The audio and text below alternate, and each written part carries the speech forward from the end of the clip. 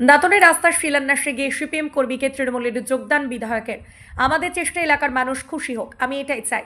আদিবাসী ভাইরা দীর্ঘদিন ধরে বামফ্রন্ট সরকারের হয়ে কাজ করছিল। তারা পরে দেখলো মাননীয় মুখ্যমন্ত্রী মমতা বন্দ্যোপাধ্যায় আদিবাসী ভাই বোনেদের জন্য যেভাবে নিজে দায়িত্ব নিয়েছেন এবং যে প্রকল্পগুলোর মাধ্যমে সাধারণ মানুষকে সাহায্য সহযোগিতার হাত বাড়িয়ে দিয়েছেন। পশ্চিম মেদিনীপুর জেলার দাঁতন 2 ব্লকের সাবরা থেকে মনোহরপুর পর্যন্ত প্রায় 7 কোটি টাকা ব্যয়ে 15 কিলোমিটার পাকা রাস্তার কাজে শিলান্যাস করে সাংবাদিকদের মুখোমুখি হয়ে এমনই মন্তব্য করলেন দাঁতনের বিধায়ক বিক্রম চন্দ্র প্রধান। তিনি জানিয়েছেন, সর্বোপরি রাস্তাঘাটে যেভাবে উন্নতি, পাড়ায় পাড়ায় রেশন, এইসব দেখার পরে আদিবাসী সিপিএম নেতা দশরথ সরেন উদ্বুদ্ধ হয়ে তৃণমূল কংগ্রেসে যোগদান করলেন। এই যোগদানের মাধ্যমে তৃণমূল বাড়তি অক্সিজেন পেল বলে মনে করছেন রাজনৈতিক মহল। আগামী দিনের বিজেপিকে আর দেখা যাবে না বলেও মন্তব্য করলেন বিধায়ক বিক্রম চন্দ্র প্রধান। এদিন সিপিএম থেকে বেশ কয়েকজন তৃণমূলে যোগদান করেন। এদিন নবাগতদের হাতে দলীয় পতাকা তুলে দেন দাঁতনের বিধায়ক বিক্রম চন্দ্র প্রধান। দলের ব্লক তৃণমূল সভাপতি শেখ ইফতেকার হালি ও দলের জেলা যুব তৃণমূল সভাপতি নির্মাল্য চক্রবর্তী প্রমুখ। দলে যোগ দিয়ে দশরথ সরেন বলেন, মমতা বন্দ্যোপাধ্যায় যেভাবে চারিদিকে উন্নয়ন করছে, সেজন্য আমি সিপিএম ছেড়ে তৃণমূলে যোগদান করলাম। মমতা বন্দ্যোপাধ্যায় আগামী দিনে আরও উন্নয়ন করুক, সেটাই চাই।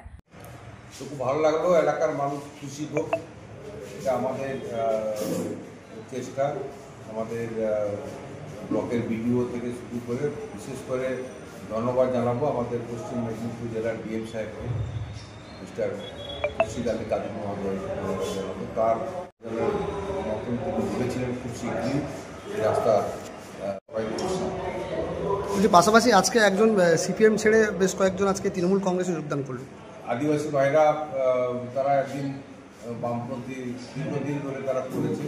তারা দেখতে পাচ্ছে যে বাংলার মাননীয় মুখ্যমন্ত্রী আদিবাসী ভাইদের জন্য যে সমস্ত প্রকল্প তিনি নিয়েছেন হাতে, এবং সেই সব প্রকল্প পাওয়ার পরে আদিবাসী ভাইরা তাদের আর্থিক স্বাবলম্বী হয়েছে। সেই জন্য বলছে যে আমরা তার কাছ থেকে সমস্ত সুযোগ সুবিধা, জয় জোয়ার ভাতা থেকে শুরু করে বিনা পয়সায় চাল থেকে শুরু করে আদিবাসী ভাইদের জন্য বাংলার আবাস ঘর থেকে শুরু করে এত আমরা পাচ্ছি।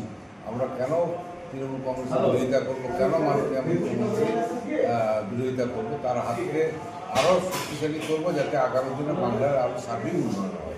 26 ভাবনাকে